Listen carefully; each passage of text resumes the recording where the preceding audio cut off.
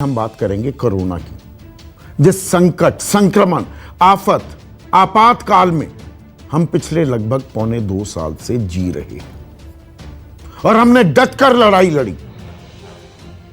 पूरा देश एक साथ हुआ। कल एक जबरदस्त, एक अभूतपूर्व सफलता भारत ने हासिल की। 100 करोड़ डोजेस देश में लोगों को टीके, देश में लोगों को लग चुके हैं। और हमारी ही बनाई हुई वैक्सीन, जो वैक्सीन और बीमारियों के लिए हम बाहर से मंगाते थे, हमने खुद विकसित की।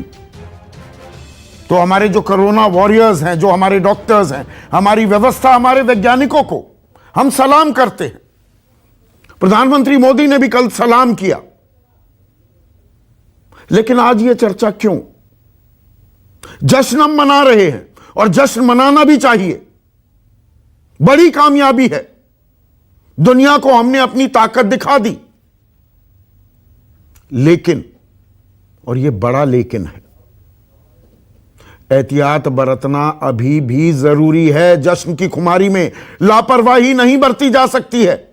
आज देश के नाम संदेश में प्रधानमंत्री मोदी ने यही बात कई दफा दोहराई भी। और आज चर्चा की वजह क्या है?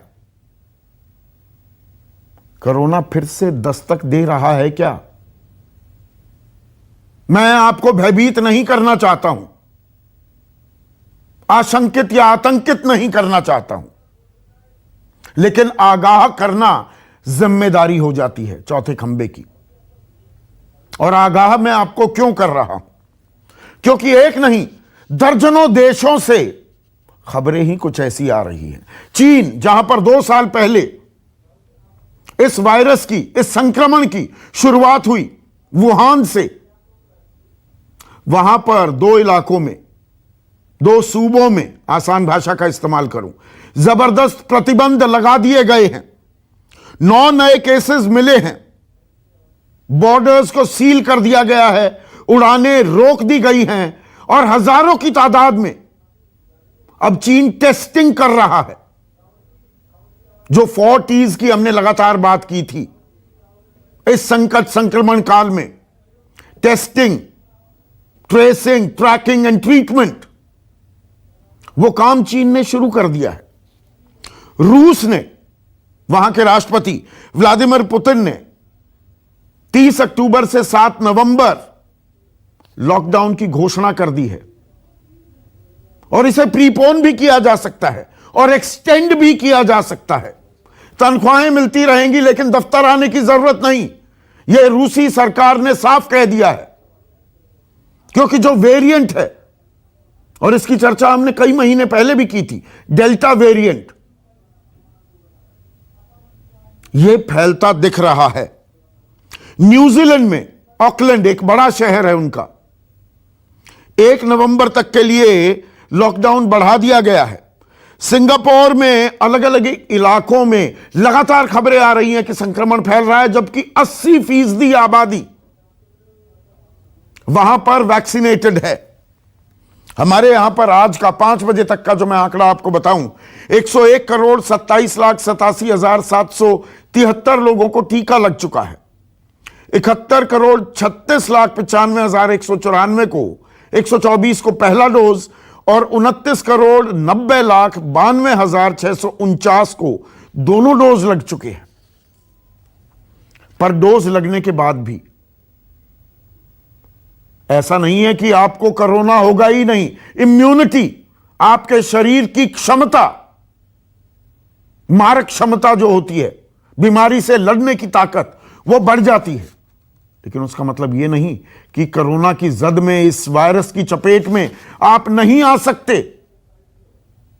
लातविया में पूरे देश में 21 अक्टूबर से 15 नवंबर तक के लिए लॉकडाउन लगा दिया गया है। आयरलैंड टीकाकरण के मामले में अव्वल है दुनिया भर में। 92% युवा पूरी तरह से वैक्सीनेटेड हैं, लेकिन वहां भी खतरे की घंटी बजनी शुरू हो गई है। ब्रिटेन में, जबकि वहां पर पाबंदियां हटा दी गई हैं, बोरिस जॉनसन ने पाबंदियां तो हटा दी है, लेकिन संक्रमण फैल रहा है। आशंका यह जाहिर की जा रही है कि 1 लाख तक रोजाना का आंकड़ा आ सकता है। फ्रांस में 7 दिनों में 17% बढ़ोतरी हुई है। नेदरलैंड्स में, हॉलैंड भी कहते हैं, रोजाना आने वाले नए केसों में 2 गुने का इजाफा हो रहा है। तो यह चिंता का सबब है। और हम इस वक्त त्योहारों के ठीक बीचों बीच हैं। हर कोई बाहर जा रहा है, खरीदारी की जा रही है, दीपावली आने वाली है, अभी दशहरा गया है, धनतेरस है, उसके बाद छठ है, एक के बाद एक त्योहार आ रहे हैं। हम बाजारों की तरफ जा रहे हैं, दुकानों में, मॉल्स में कतारें लग गई हैं। घर में इतने दिन बंधे रहे, अब बाहर जाकर खान पान भी कर रहे हैं। एक स्टडी है और भारतीय वैज्ञानिकों, डॉक्टर्स ने ही यह की है। एक मैथमेटिकल मॉडल उन्होंने बनाया है। टाइटल क्या? Responsible travel to and within India during कोविड-19 पैंडेमिक। बलराम भार्गव, समीरन पंड्रा और संदीप मंडल आईसीएमआर के बड़े नामी गिरामी चेहरे हैं। और इनका कहना क्या है कि जिस तरह से अब हम घूमने फिरने लगे हैं और बाहर भी जाने लगे हैं, नैनीताल हो, मनाली हो, दार्जिलिंग हो, शिमला हो, तमाम पर्यटक स्थल जो हैं वो अटे पड़े हैं, भरे पड़े हैं। होटल्स ओवर बुकिंग चल रही है। इनका मानना यह है, इनका जो मैथमेटिकल मॉडल है, कि इस तरह से जो हम छुट्टियां मना रहे हैं, इससे तीसरी लहर की आशंका 103% बढ़ जाती है। 103% बढ़ जाती है। और मिला जुला असर जो है वो 43% तक बढ़ सकता है। तो आप अपनी सुरक्षा के लिए जिम्मेदार हैं। अपने माता पिता, अपनी धर्मपत्नी, अपने बाल बच्चों, अपने परिवार की हिफाजत रखना, हिफाजत करना बहुत जरूरी हो जाता है, क्योंकि हमारा अभी पिंड छूटा नहीं है।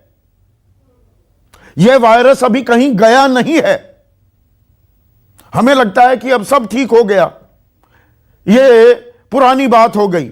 दुख भरे रे दिन बीते रे भैया, अब सुख आयो रे। The worst is over. अंग्रेजी में कहते हैं it ant over until it is over. जब तक पूरी तरह से खत्म ना हो जाए तब तक ये खत्म नहीं मान सकते हम। और यही बात आज प्रधानमंत्री ने भी सभी देशवासियों को कही। सुनिए। हमें लापरवाह नहीं होना है। कवच कितना ही उत्तम हो, कवच कितना ही आधुनिक हो, कवच से सुरक्षा की पूरी गारंटी हो, तो भी जब तक युद्ध चल रहा है हथियार नहीं डाले जाते। मेरा आग्रह है कि हमें अपने त्योहारों को पूरी सतर्कता के साथ ही मनाना है। जैसे हमें जूते पहन करके ही बाहर जाने की आदत लग गई है ना, बस वैसे ही मास्क को भी एक सहज स्वभाव बनाना ही होगा। तो हथियार नहीं डालने हैं जब तक कि युद्ध खत्म ना हो जाए। सहज स्वभाव बनाना होगा, शरीर का एक अंग बनाना होगा अभी मास्क को। और हर कोई लापरवाही बरत रहा है, मैं भी उसमें शामिल हूं। मैं यहां पर बड़ी बड़ी बातें करके मैं भी लापरवाह होने लगा हूं। लेकिन जरूरत है एहतियात की। युद्ध हथियार नहीं गिरा सकते। अभी युद्ध जारी है। सावधानी हटी, दुर्घटना घटी। जो हर सड़क पर ये बोर्ड लगे रहते हैं, ये हमें इंटरनलाइज करने होंगे और सहज स्वभाव बनाना होगा। मास्क लगाएं, भीड़ भाड़ के इलाकों से दूर रहें जितना दूर रह सकते हैं। जब तक बहुत ज्यादा जरूरी ना हो जाए आप कम बाहर निकलें। कतारों से, भीड़ भाड़ वाले इलाकों से जितना परहेज करेंगे उतना आपके लिए, आपके परिवार के लिए बेहतर होगा। डराने की कोई मंशा नहीं, आगाह आपको कर रही है।